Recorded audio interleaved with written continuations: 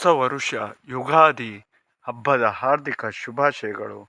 ನೋಡಿ, ಹೊಸ ವರುಷಕ್ಕೆ ಹೊಸ ಚಿಗುರು ಎಂಬಂತೆ ರೀತಿಯಲ್ಲಿ ಎಲ್ಲವೂ ಕೂಡ ಹೊಸದಾಗಿ ಸೃಷ್ಟಿ ಆಗ್ತದೆ. ಹಳೆಯದೆಲ್ಲ ಉದುರಿ ಹೊಸ ಚಿಗುರು ಬರ್ತಕ್ಕಂಥದ್ದು ವಿಶೇಷ.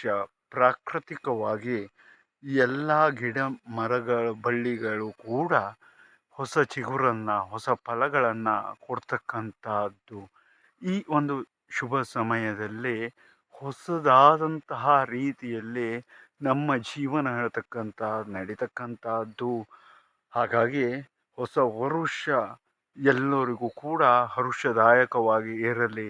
ಹೇಗೆ ಚಿಗುರು ಒಡೆಯುತ್ತೋ ಸಸಿಗಳು, ಅದೇ ಥರ ನಿಮ್ಮ ಜೀವನದಲ್ಲೂ ಕೂಡ ಚಿಗುರು ಒಡೆದು ಬಾಳು ಬೆಳಗುವಂತಾಗಲಿ.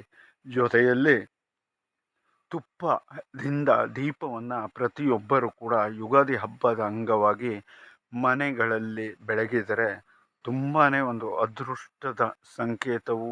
ಆನಂತರದಲ್ಲಿ ಕೆಲವೊಂದು ಪಾಪ ಕರ್ಮಗಳ ದೋಷ ಹೇಳ್ತಕ್ಕಂಥದ್ದು ಕೂಡ ಹೋಗ್ತಕ್ಕಂಥದ್ದು. ಮನೆಯಲ್ಲಿ ಒಂದು ರೀತಿಯಾದಂತಹ ಶುದ್ಧವಾದಂತಹ ವಾತಾವರಣ ಹೇಳ್ತಕ್ಕಂಥದ್ದು ಸೃಷ್ಟಿಯಾಗ್ತಕ್ಕಂಥದ್ದು.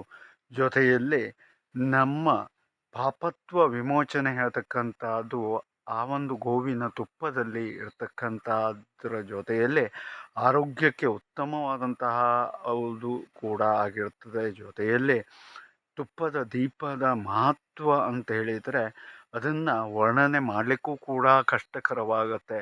ಯಾಕೆ ಅಂತ ಕೇಳಿದರೆ, ಒಂದು ಹಲ್ಲಿಯನ್ನು ಮೈ ಮೇಲೆ ಬಿದ್ದಿರಿ ಅಥವಾ ತಲೆ ಮೇಲೆ ಬೀಳಲಿ, ಅದರ ಪಾಪತ್ವ ಹೇಳ್ತಕ್ಕಂಥ ತೊಳಿಬೇಕು ಅಥವಾ ಕಳ್ಕೊಳ್ಬೇಕು ಅಂತ ಹೇಳಿ ಆದರೂ ಕೂಡ ತುಪ್ಪದ ದೀಪವನ್ನು ಬೆಳಗಿದರೆ ಒಳ್ಳೆಯದು. ಆ ರೀತಿಯಲ್ಲಿ ಬೆಳಗೋಣ ಮತ್ತು ಇನ್ನೂ ಹೆಚ್ಚಿನ ರೀತಿಯಾದಂತಹ ತುಪ್ಪದ ಮಹತ್ವವನ್ನು ಮುಂದಿನ ಸಂಚಿಕೆಯಲ್ಲಿ ತಿಳಿಯೋಣ.